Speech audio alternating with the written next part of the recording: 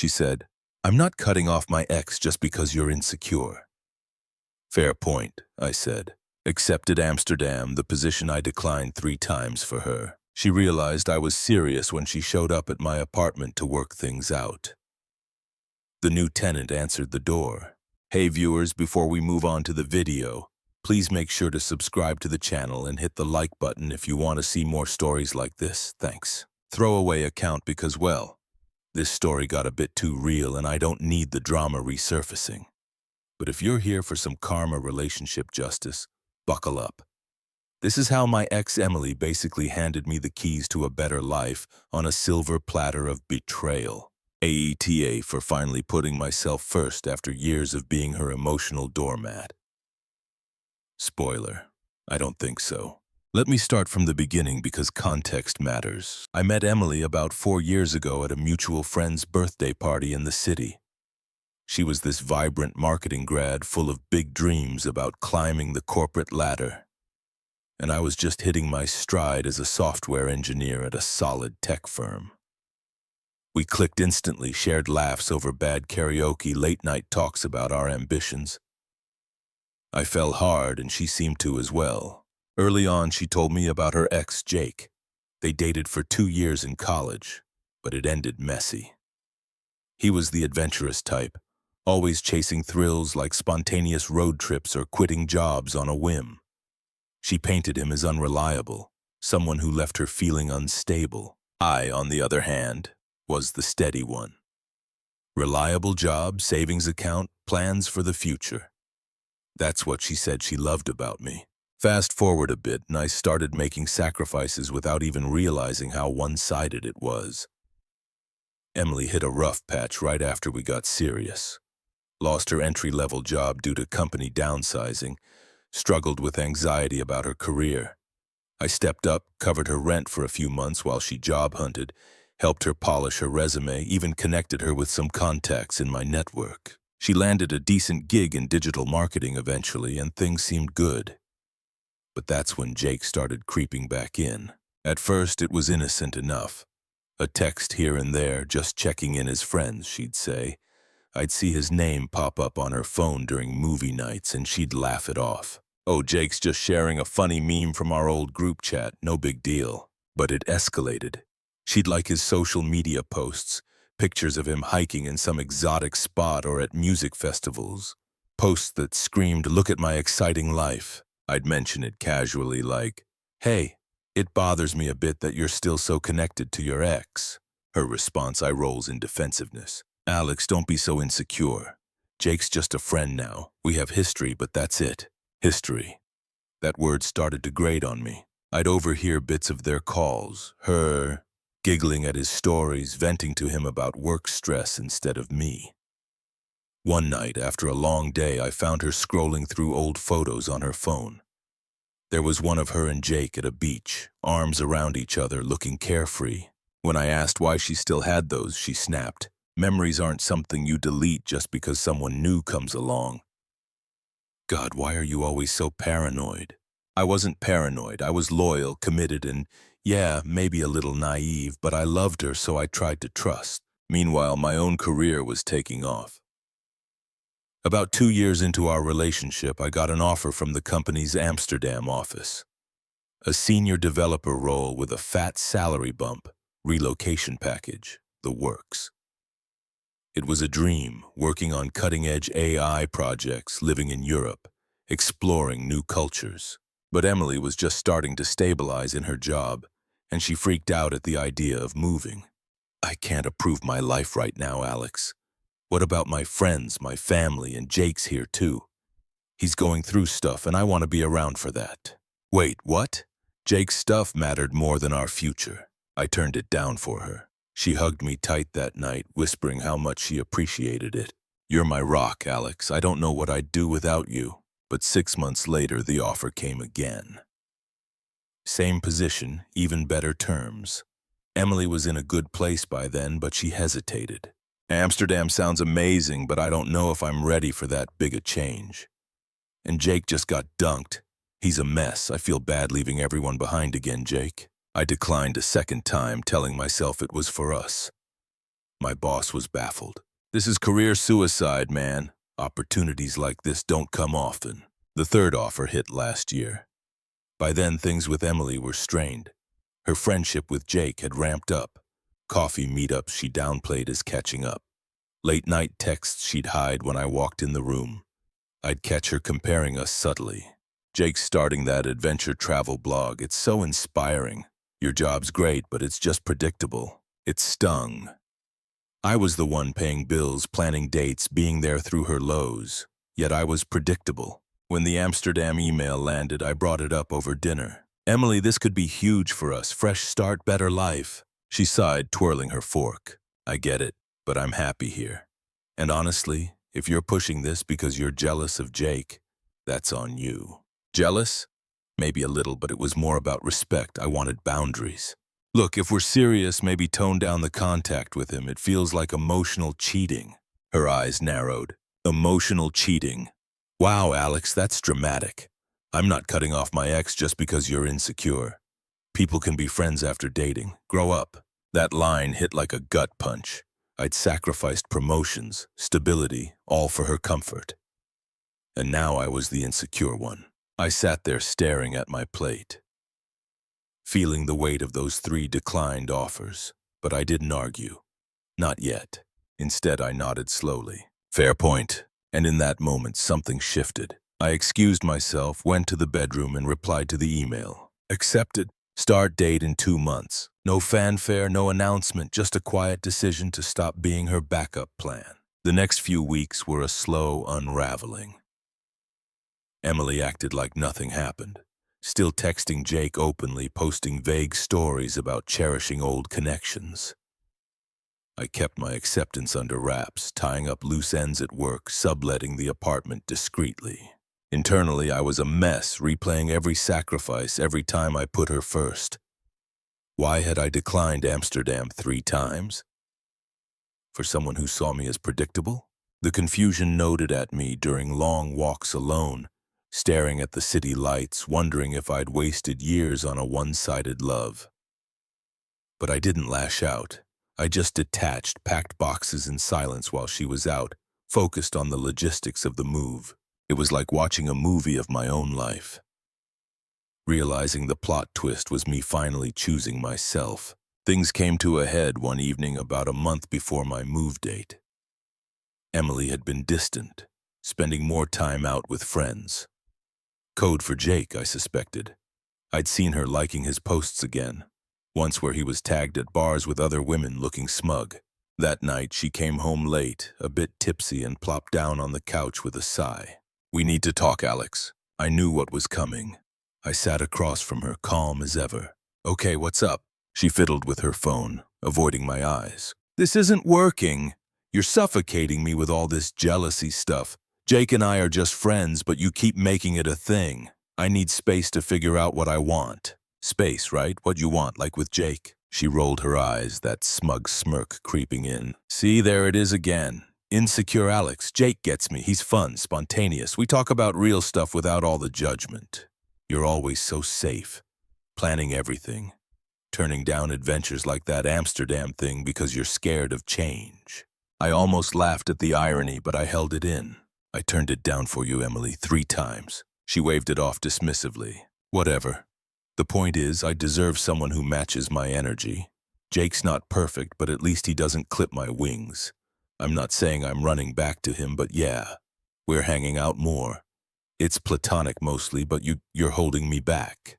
Her words were like knives twisted with that entitled logic. So you're choosing his friendship over us. God, why does it have to be a choice?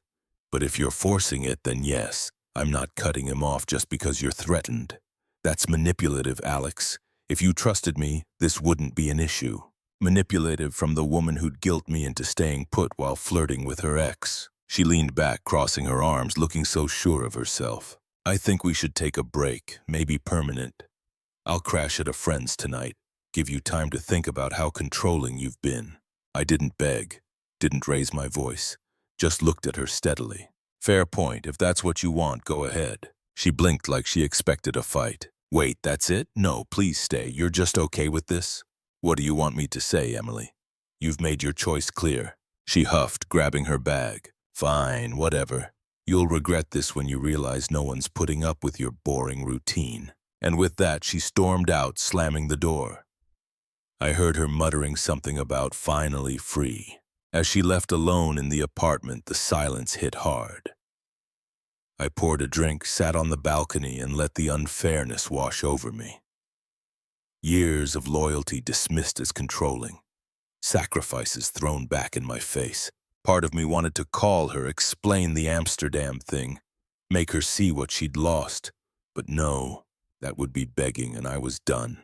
Instead, I texted my boss. Move is on wrapping up here. Then I blocked her number, not out of spite, but to protect my peace. The next day, I listed the apartment fully, packed the rest of my stuff, and started saying quiet goodbyes to friends. No drama, no social media rants, just forward motion.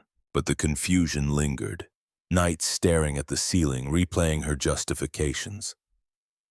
How had her platonic friendship turned into this? Was I really the insecure one? Or had she been manipulating me all along?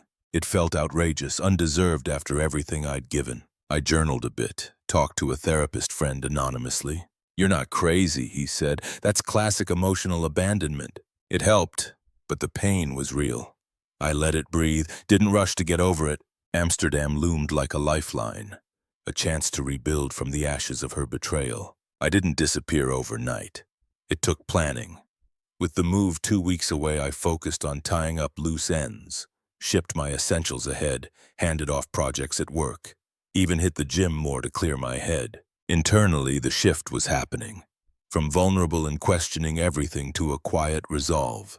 This is my life, I'd tell myself in the mirror, not hers to dictate anymore. Emily tried reaching out a couple days after the breakup, probably expecting me to chase. A text from a mutual friend's phone. "Hey, it's Em. My phone's acting up.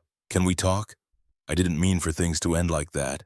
I didn't respond. Then an email. "Alex, come on, you're being childish. Let's meet and sort this out maturely." Still nothing from me. I was done engaging. Word got around through friends. One messaged me. "Dude, Emily's telling everyone you overreacted about Jake. Says you're ghosting her out of spite. Let her spin it." I kept my responses neutral. We wanted different things. Wish her well. No bad mouthing, no details about Amsterdam. That was mine. The day before my flight, I handed the keys to the new tenant. A quiet grad student I'd found through a listing. "Place is yours now. Good luck." He nodded, oblivious to the backstory. I crashed at a hotel near the airport, feeling a mix of nerves and freedom. For the first time in years, I wasn't planning around someone else. Landing in Amsterdam was surreal. The canals, the bikes everywhere, the fresh start. My new team welcomed me with open arms. Dinners out, tips on neighborhoods. The job challenging but rewarding, diving into projects I'd only dreamed of back home. I rented a cozy apartment overlooking a park, started exploring museums on weekends, even picked up some Dutch phrases. The confusion faded into clarity. I'd been holding myself back for her. Now I was free. Friends back home kept me loosely updated, though I didn't pry. Emily's hanging with Jake a lot now. Seems official. Good for them, I thought genuinely at first. But as weeks turned to months, my internal voice strengthened. No more what-ifs, just gratitude for the push I needed. That's when karma started rolling in. Slow at first, then like a freight train. I didn't seek it out, didn't stalk her socials or pump friends for info. But bits trickled through mutuals who felt bad keeping it from me. About a month into my Amsterdam life, a buddy from back home messaged. "Hey man, thought you should know Emily and Jake are a thing now. She's posting pics of them at some festival looking all loved up." I chuckled at my desk, sipping coffee overlooking the canals, predictable indeed. But the shine wore off quick. Turns out Jake's adventurous side came with baggage. From what I pieced together via sporadic updates, he was drowning in debt. Credit cards maxed from those spontaneous trips. No steady job beyond gig work. Emily, fresh off our breakup, quit her marketing role impulsively to join him on the road. Dreaming of that travel blog life she'd gushed about. Bad move. They bounced around for a bit. Her funding, most of it from savings I'd helped her build. Friends started distancing. Our mutual circle saw through her spin, especially after one overheard her trash-talking me at a gathering. Alex was too safe, Jake's real passion. Then the cracks showed. Jake got volatile during a trip. Arguments over money. Him flirting with others right in front of her. She confided in a friend who relayed it back to me. Emily's a mess. Jake bailed on her in some random town, left her with the hotel bill, said he needed space. Sound familiar? Irony at its finest. She scrambled back home jobless, dipping into credit just to cover rent. Her social media shifted from smug couple shots to vague posts about growth through pain and learning from mistakes. One mutual said her family was fed up too. Her sister, always the enabler, even admitted him spiraling. Jake used her and ghosted. Professionally, it tanked. Without her network, which I'd helped cultivate, landing gigs proved tough. She applied to a few places but got rejections. Word was her abrupt quit raised red flags. Isolation set in. Friends who defended her freedom now sided with the truth. She'd emotionally ditched a good guy for a flake. One update hit particularly hard for her. A former colleague mentioned my Amsterdam move in a group chat she was still in. Alex is killing it overseas. Senior role traveling Europe on weekends. Her response? Radio silence. Then unfollows all around. I didn't gloat. Didn't need to. Sitting in my new apartment, hosting a small dinner with co-workers, I felt the reversal. Her downfall wasn't some dramatic explosion. It was realistic. Earned from her choices. Broke alone, reputation frayed. Meanwhile, I was thriving. Promotion talks at work, weekend trips to Paris, even dipping into dating apps casually. No serious attachments yet, but the freedom liberating. Karma didn't just hit. It highlighted how far I'd come from that predictable label. She discarded me like a safety net, only to find the ground rushing up. Her attempts to crawl back started subtle, then snowballed into desperation. First, about 3 months post-move, an email slipped through. My work one, since I blocked her personal. Alex, hey, heard you're in Amsterdam now. That's wow. Congrats, I guess. Look, I know things ended badly, but I miss talking. Jake was a mistake. He's not who I thought. Can we chat? Just as friends. I read it at a cafe. Bike traffic buzzing outside. No sympathy stirred. She'd called me insecure for wanting boundaries. Yet here she was after her spontaneous fling imploded. I archived it without replying. Next came texts from unknown numbers. Burners, probably. It's Emily. Please don't ignore me. I messed up big time. Jake turned out abusive, controlling. He isolated me from everyone. Sound familiar? Wait, no. That was unfair, but I see now how good you were. Escalation hit with calls, voicemails piled up. Alex, pick up. I'm sorry for everything. I was smug, dismissive. You didn't deserve that. Let's meet. I could visit Amsterdam. We had something real. Her tone shifted from apologetic to pleading. One night, a longer message. Why are you being so cold? I thought you were better than this. Jake left me broke, alone. My family's worried. At least respond so I know you're okay. Ah, the family. That's when her toxic crew jumped in. Her sister Lisa, always the unpleasant meddler, DM'd me on social. Hey jerk, Emily's crying nonstop because of you. She made one mistake and you're ghosting like a coward. Grow a pair and talk to her. She deserves closure. Then her mom called from a withheld number. Voice dripping guilt. Alex, honey, I know she hurt you, but family's family. Emily's unraveling. Lost her job, no friends left. Be the bigger person. Come on, for old time's sake. I didn't engage. Blocked where I could. Deleted the rest, but she amped it up. Angry phase kicked in after a week of silence. Another voicemail. Fine. Ignore me. But you're heartless, Alex. I bet you're loving this. Me begging while you're off playing expat. Jake was right. You're boring and vindictive. How dare you just vanish? Hypocrisy on full display, accusing me of what she'd done. She even roped in a mutual friend. Dude, Emily's harassing me to reach you. Says you owe her an explanation. Her sister's calling you names behind your back. This is getting messy. Through it all, I stayed detached. No rage, no satisfaction, just clarity. Her desperation confirmed everything. Her true colors shining when things didn't go her way. Desperate texts turned frantic. Please, Alex, I need help. I'm in debt. Might lose my place. Remember when you covered my rent? Just talk to me. Power reversal. Clear as day. the one who'd smugly walked out now powerless, grasping at ghosts. The final nail came at an unexpected spot, a mutual friend's wedding back home. I'd flown in for it. First trip stateside in 6 months, kept it low-key but word spread. The event was at a quaint venue outside the city. String lights and laughter everywhere. I was chatting with old pals, suit sharp, Amsterdam glow on me. Tan from bike rides, stories of canal cruises, drawing smiles. Then I spotted her. Emily, disheveled in a rumpled dress, eyes puffy like she'd been crying. Our friend must have invited her. Oblivious or manipulative didn't matter.